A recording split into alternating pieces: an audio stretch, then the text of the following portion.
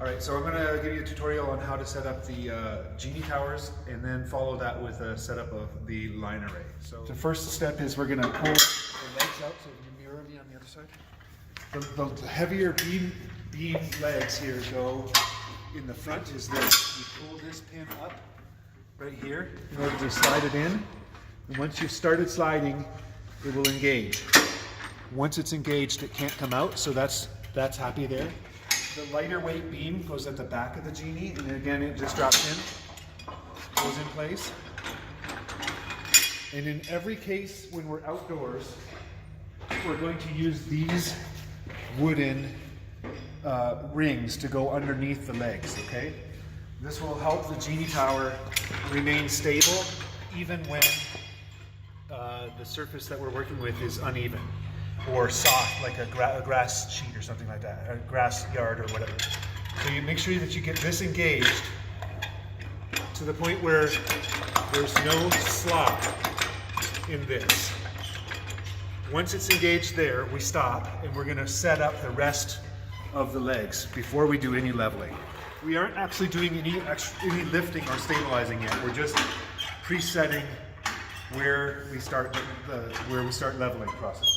This is the level where you read how level the genie is, and we want that bubble to be center in that circle. So come straight down on it so you can kind of see. Currently it's not level, and it indicates to me that the bottom right corner of your screen is too low. I need to crank that one up. So I'm going to crank this leg up.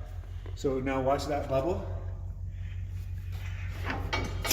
We're really persnickety about that, okay guys? Because this effort we do right now drives the entire stability of the entire rig. So let's take a look at that. It looks to me like now I need to adjust just this back leg a little bit. But basically center. As much as if you want to get fussy about it, this is the time to be fussy. This is the point where we can start rigging the line array on here, okay? So the first step is to take these off. And again, they have this catch that you have to lift up. We want, not for the line. For the line array, when we're not using truss or anything like that, we want this to be the up here, okay? And we want the forks to be in as far as they can get, as close as possible together. So the adjustment there is done by pulling that pin, this pin, and adjusting it on or off of the genie tower. Make sure it clicks. So the next step is this line array fly bar here, which is how we connect the line array to the tower. Stop there. So what you're going to do is you're going to pull this pin right here and undo this shackle. The specific locations of this fly bar here are driven by software, which I'm not going to explain today, okay? But basically what we're going to try to do here is give you the example of how to safely put this span set, this is a GAC Flex span set, in place on here and fly the PA. Okay, so what you're going to want to do is put the green label in the middle of your wingspan and put it underneath the genie tower arms. Then come through here over and over so that you've created basically if you put tension on it, it would be like this. You see that? Now we're going to grab these two loops, put my hand in between these two slack pieces here and grab it. Okay, and I'm going to pull down so that what I've got is the green label right in the middle, and then the rigging basket is spanning this eyelet, so that when we have this thing fully loaded, even if there's a strong wind or otherwise, this span set can't slide that way because it's anchored with this piece, okay?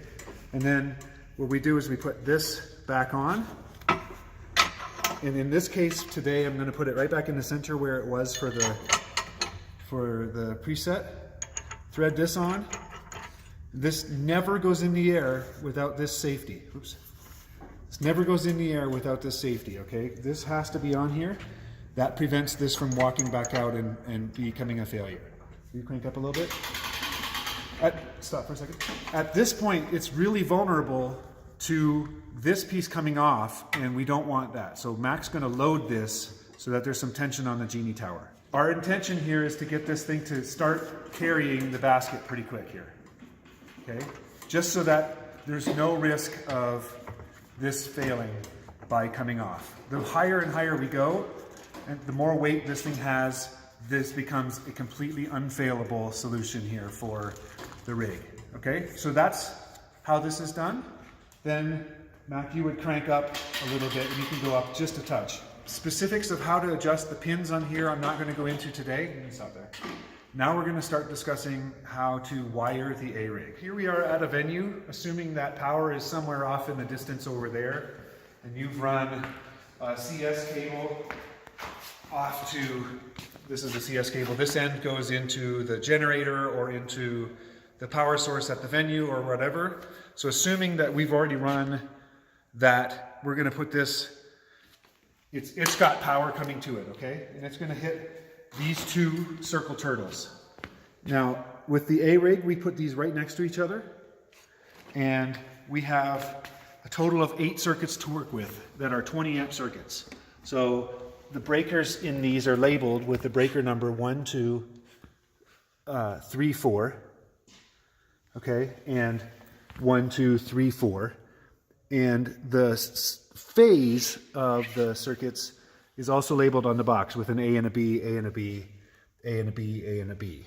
And those are important because we want to make sure that we have a balanced load on the electrical system, the overall use of power on stage, okay? So what we're going to do is we're going to power the brain here on one circuit, and that will be in the A phase, okay? Right here, like that. And we're going to power the stage, the garland. This is assuming this is show the garland down there. This is the garland, assuming that garland is laid out around the stage the way you want it. You're going to power the garland on the other circle here in a B location, okay? So I'm going to go into the B location over here. That assures that we have a reasonably balanced load between the stage garland and the brain and all that stuff. And we're ready to wire the front of house PA. The garland covers the monitors and stage lights, and the brain, the brain is just the laptop that you might be using, maybe your iPod charger, the actual rack unit, and then the snake that goes all the way out to front of house with the IDR, with the T112 or the T80 on it. So now what we're going to do is we're going to power subs next, assuming that I've only got one mocked up in the shop, but assuming that there's a sub right in front of me here, I would grab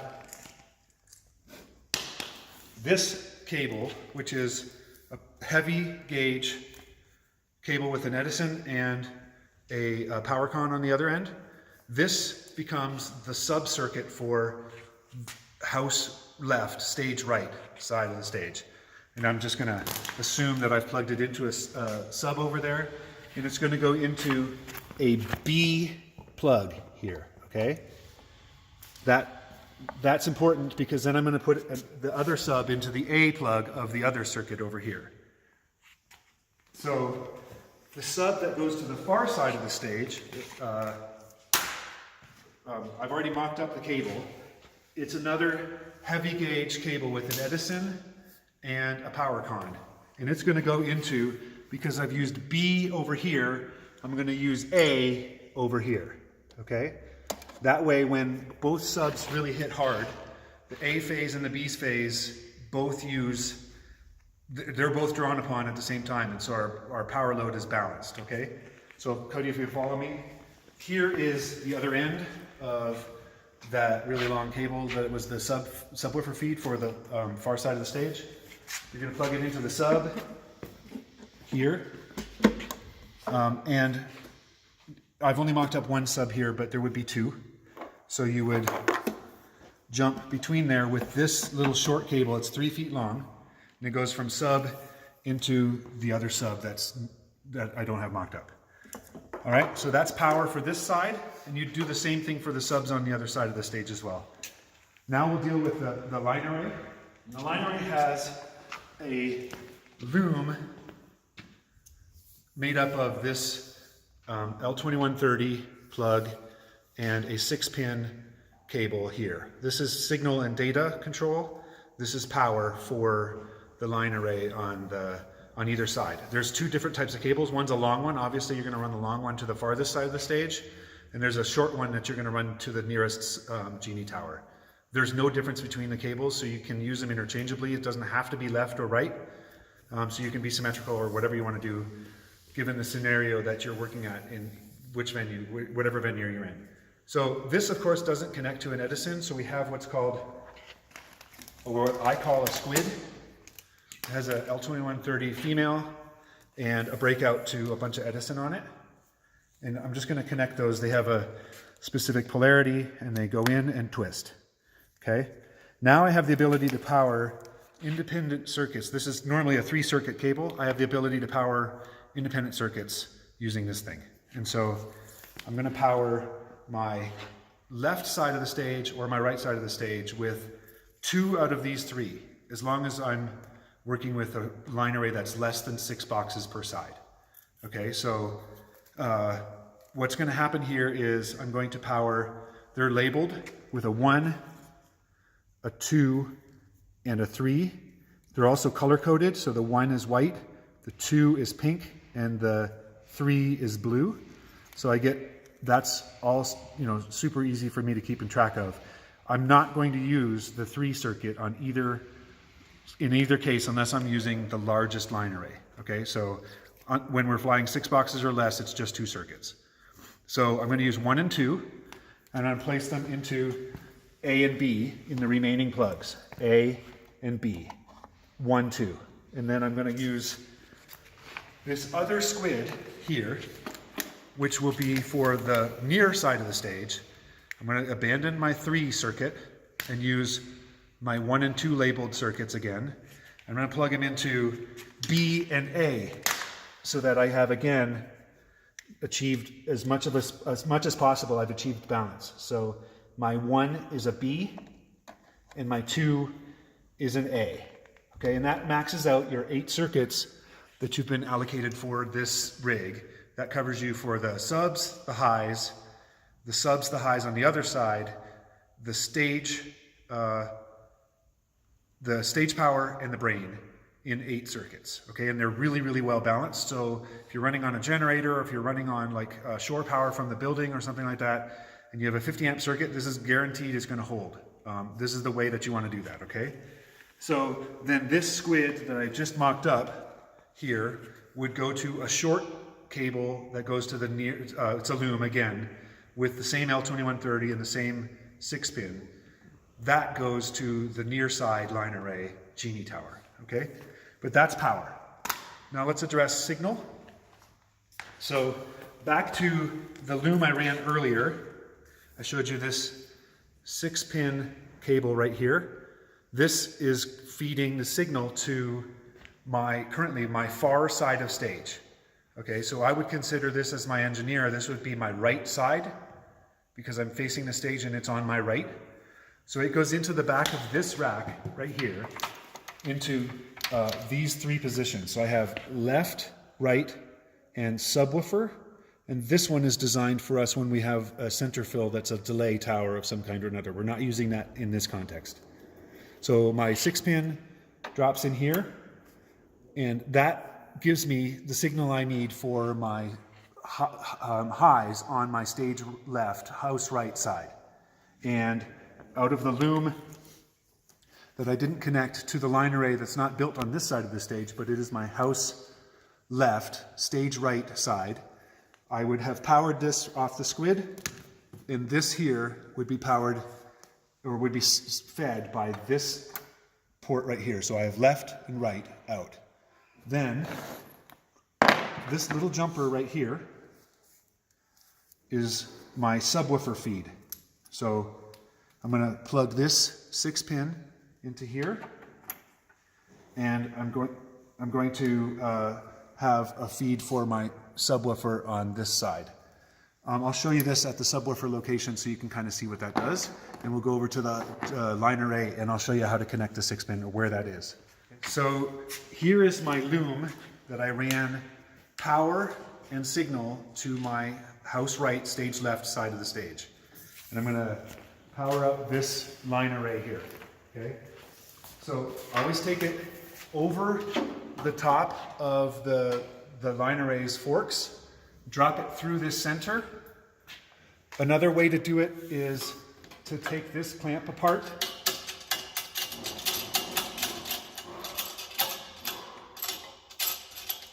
and drop the cable in there that way. And the key for this is we want to have a strain relief for the cable so that this is lifting the cable up and not the connection point that we're making down here where it's going to be, you know, under a lot of load and possibly fail in the middle of the show. So we're going to put this through here.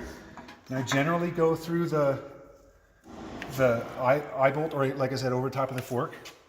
And you have, again, an L2130 and an L2130. You put them together and you have a 6-pin and a 6-pin here and here, and they just go together. And now I've sent signal to all of these boxes and power. So this is now powered up, okay? And ready for signal. And at the subwoofer location, I would normally have run a 50-foot XLR in between the two subs. So assume this is the first subwoofer that's on house left, okay? Recall that I had this 6-pin connector going into the subwoofer location on this, the rack, and the other end of that cable is this little split one. You can see that there's a Ethernet and there's an Ethernet and an XLR male. And that's going to go into the input here and the data input right here, okay? And so now I've got my subwoofer fed, and at each subwoofer location, we're going to run this little jumper in between. So you're going to do your signal out and your data out and jump this up to your next subwoofer up here, okay? And that's how you would end up with a stacked set of subwoofers.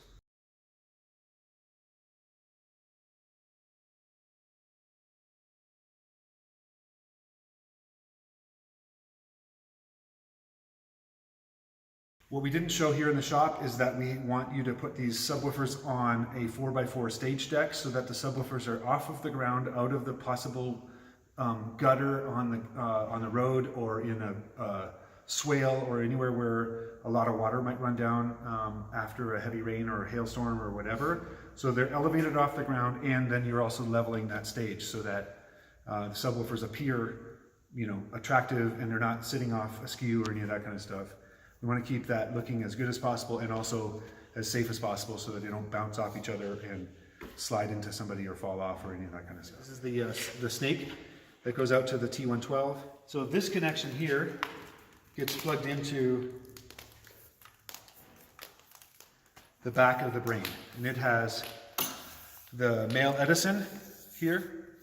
So this is going to feed out of the back of this rack, and also you're going to send your Ethercon connector out to the front of house. Okay, on the A-Rig Snake, you have two choices. You have one without a label and one with a brown color.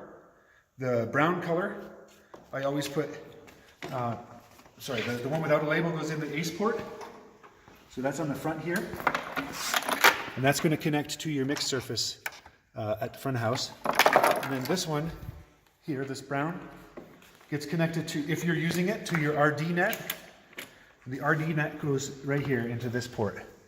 This allows you to control the line array settings with a laptop. If you don't know how to do that, then this is not something you need to know about right now, and this doesn't matter.